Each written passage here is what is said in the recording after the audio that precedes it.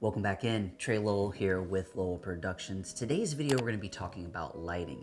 And specifically, I was sent the Ninja 300 from the guys over at Weeylite, which is a unique 80 watt LED miniature Bowens mount light that I'm currently using to light this particular setup. Now, if that's something that you're interested in, stick around as we do a full review of the Ninja 300 coming up next.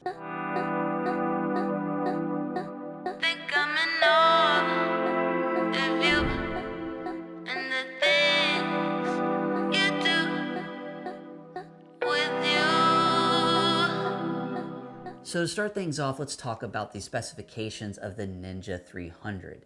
Now this is a 5600 Kelvin daylight running light. You're going to have the flexibility from 0 all the way up to 100%, which I did find the actual power of this 80 watt light is pretty serious, as we're currently running at 60%.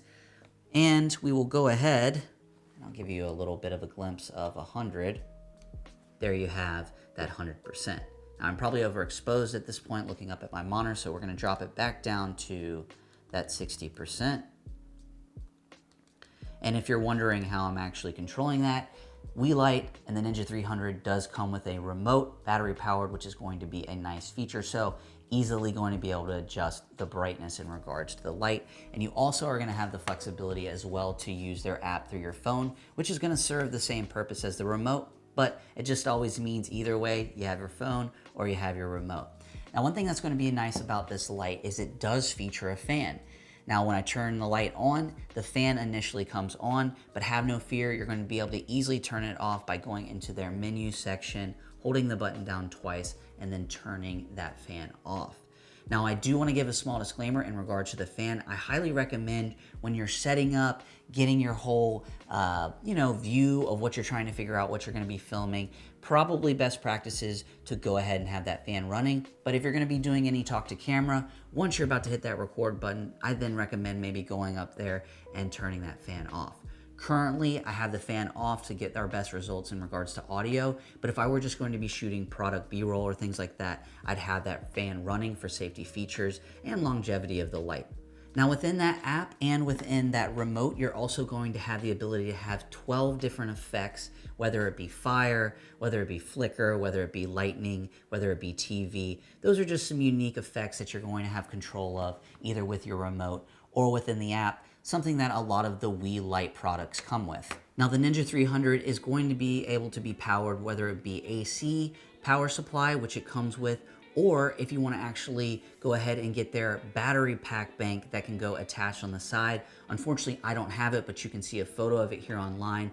This is going to give you the flexibility for this light to be 100% cordless, and I think it's a nice little feature for those out there that might want to be taking this on the fly, out and about, where you might not have that wall outlet access. And really some other features that I found that I liked. On the back of the light, it's going to have a nice LED screen that's nice and bright, easily to see your percentages, to see your color temperature, and also the knobs are nice and big, so it's going to be easy to click, boom, change, move things around. And I just find that to be nice in regards to user-friendly. Sometimes you can get some really small knobs, or sometimes you can get LCD screens that are not that bright.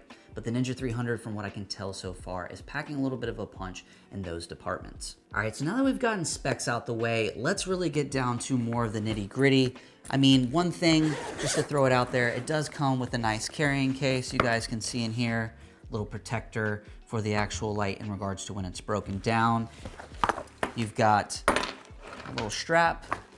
And yeah, from what I can find so far when using this case paired up with the light, there's still a little bit of room left in there, so you would have some extra storage, whether you want to put your own things. And then you've got a nifty little net here to put wires, cables, you name it. Now, jumping back into the light. So 80 watts. You're sitting here thinking, what does 80 watts get me?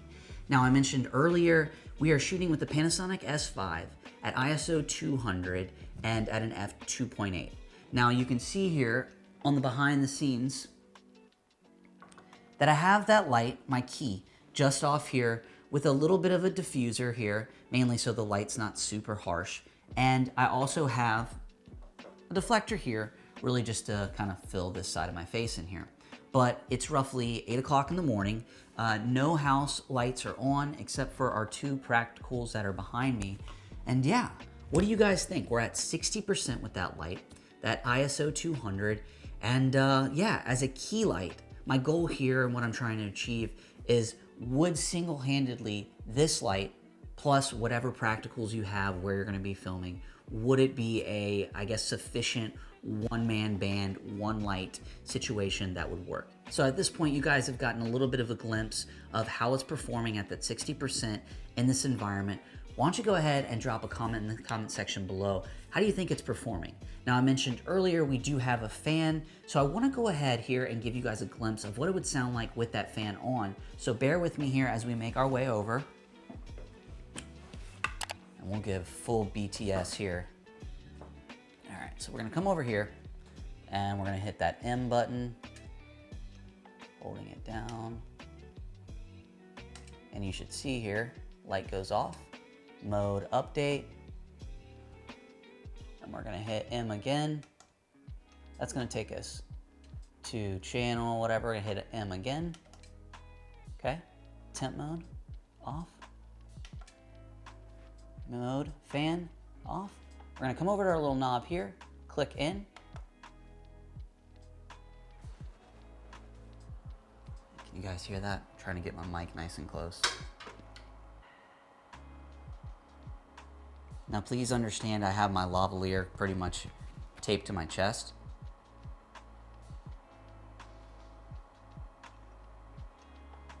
All right, and so fan's on. Hold down M for a couple seconds and then your light is fully functional again. And like I said, you guys can see that LED, 60%, 56. Yeah, nice and bright. Seems pretty useful from what I can tell so far. And yeah, now let's make our way back over here and we're back. So it'll be interesting to see what you guys think in regards to the fan. I obviously, when I heard it for the first time, it was a little bit concerning, but knowing that it can be turned on and off actually is fantastic because I just think that is going to be a great safety feature in regards to this roughly $180 light. You don't want to be going out on set. You don't want to be anywhere where you're going to catch fire, cause any kind of safety hazard. And yeah, that fan is going to be an extra bonus in regards to a safety feature. Now, real quickly, gonna hop into the app, which I just took control of. I can just simply hit power here. Boom, we're off.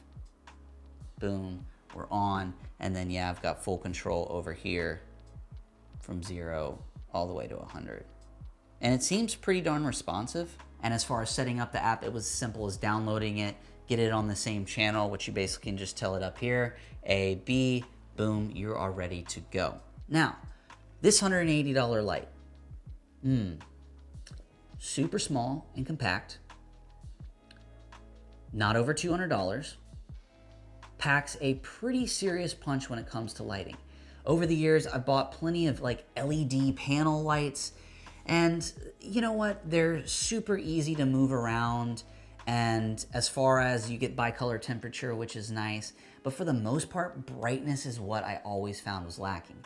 Now, I never bought super beefy aperture lights or anything. I was typically dibbling dabbling with, you know, like prosumer or below level. Now, what I found with this miniature 80 watt Bowens mount light is I would find it to be my key light if I didn't have a beefier light already. So what will or how will this fit into my workflow? I think this particular light, for somebody like myself that's already highly invested in some lights, this is going to be used as my backlight to complement my big key light. Now, someone out there who has $180 and maybe is looking for a very compact, very small, user-friendly light, I think the Weeylite Ninja 300 might be for you.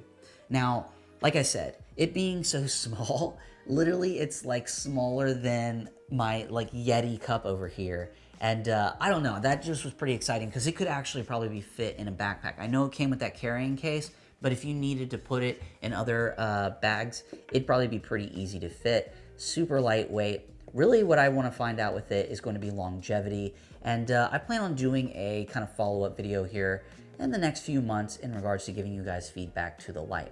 But overall, $180, packing a pretty darn serious punch, a fun little light that I am actually very thrilled that the guys over at Weeylite sent me.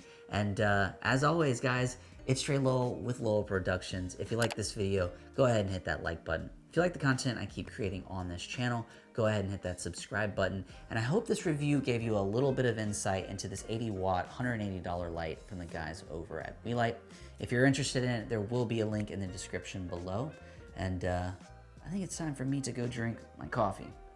Woke up way too early to do this video. A lot of outtakes, or there's gonna be a lot of editing. Ugh. Peace.